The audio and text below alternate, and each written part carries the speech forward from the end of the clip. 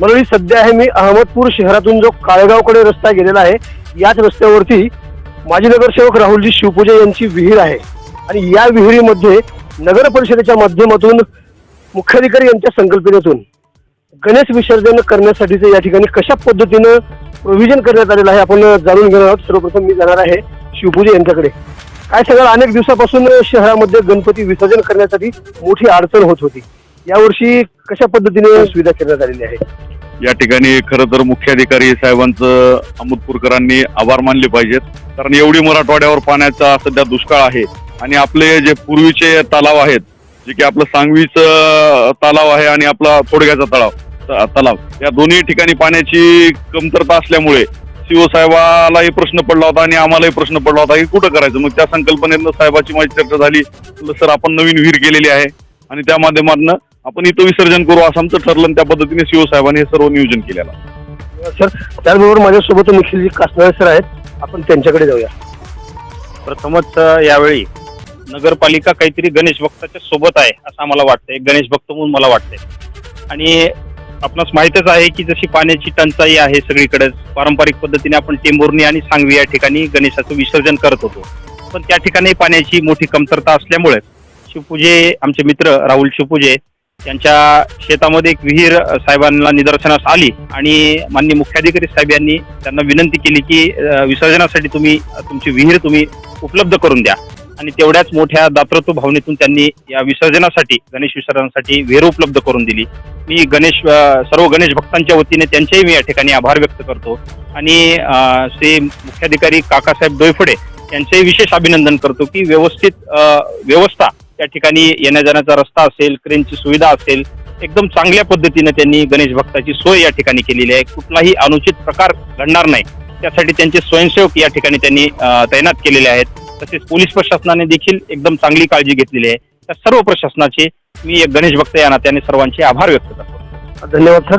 खऱ्या अर्थानं जर बघितलं मंडळी तर काकासाहेब डोईफोडे आल्यानंतर जिथं कमी तिथं आम्ही या उक्तीला साजेल असं काम मुख्याधिकारी काकासाहेब डोईफोडे यांच्या माध्यमातून आहे।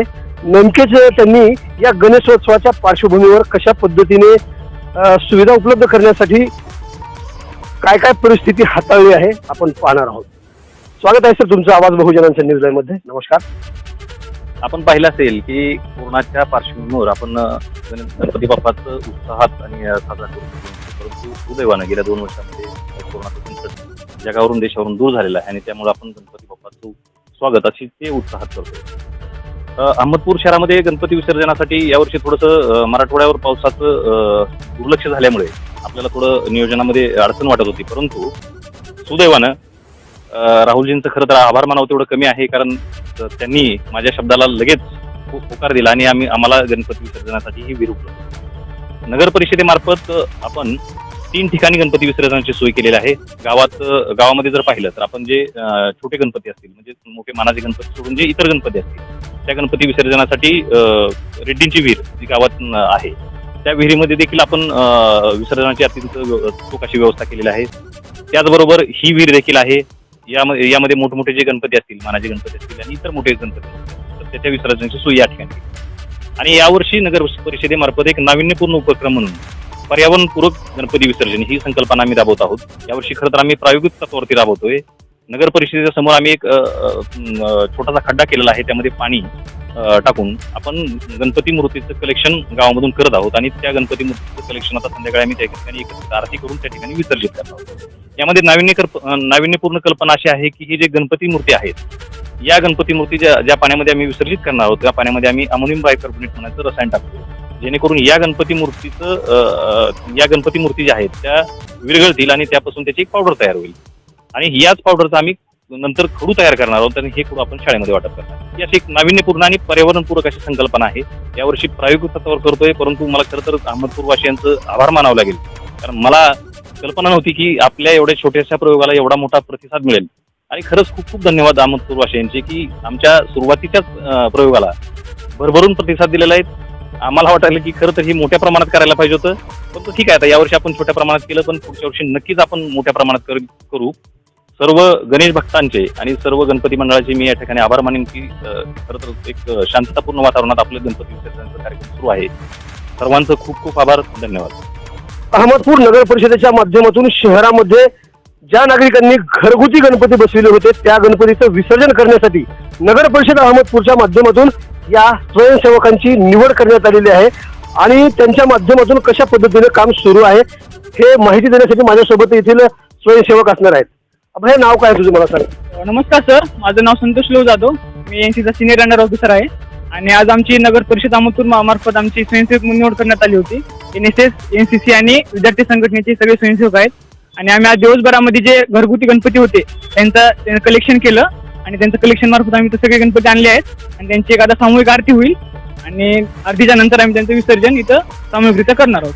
आजच्या दुसऱ्या तिथं आलेलो आहोत, पण याची पूर्वकल्पना आम्हाला 2-3 दिवस अगोदर भेटली होती सरांकडून आणि याचं नियोजन पूर्ण आम्हाला सकाळी सरांनी सांगितलं आणि त्यामार्फत आम्ही आल्यानंतर त्यांनी आम्हाला सूचना दिल्या कशा प्रकारे तुम्ही गणपतीचं कलेक्शन करायचं, त्यांची कोणती विटंबना होणार नाही किंवा त्यांचा कोणता अपमान होणार नाही याची काळजी आम्ही सर्वांनी घेतलेली आहे. आणि अशा पद्धतीने आम्ही पूर्ण अहमदपूर शहरातली जी घरगुती गणपती आहेत त्यांचं कलेक्शन केलं आहे. सगळे गणपती आम्ही आणले आहेत आणि त्यांनी सामूहिक आरतीच्या नंतर आम्ही त्यांचं विसर्जन करणार. निखिलजी कासनाळे सर आहेत माझ्यासोबत. काय सांगाल सर, आजचा जो हा उपक्रम आहे नगर परिषदेच्या माध्यमातून घरगुती गणपती एकत्रित करणे आणि विसर्जन करणे हा जो संकल्प राबविण्यात येत आहे त्याबद्दल?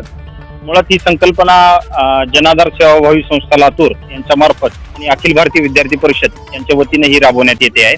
त्याला नगर परिषद अहमदपूर यांनी खूप चांगलं आम्हाला सहकार्य केलेलं आहे.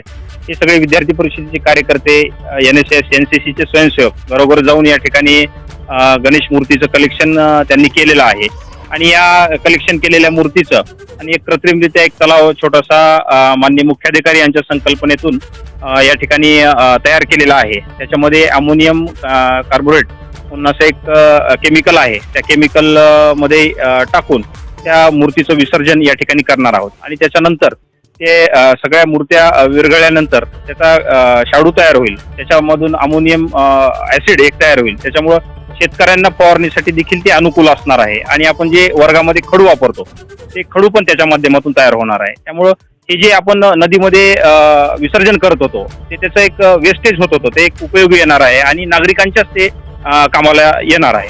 त्या संकल्पनेला आमच्या माननीय मुख्याधिकारी काकासाहेब डोईफळे यांनी प्रतिसाद दिला. त्याबद्दल मी त्यांचे अखिल भारतीय विद्यार्थी परिषद, जनाधार सेवा संस्था आणि सर्व विद्यार्थ्याच्या वतीनं खूप खूप आभार व्यक्त करतो. धन्यवाद.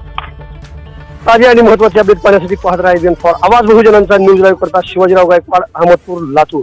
पुन्हा भेटणार आहोत पुढील बातमीमध्ये. तोपर्यंत जय हिंद. आवाज बहुजनांचा.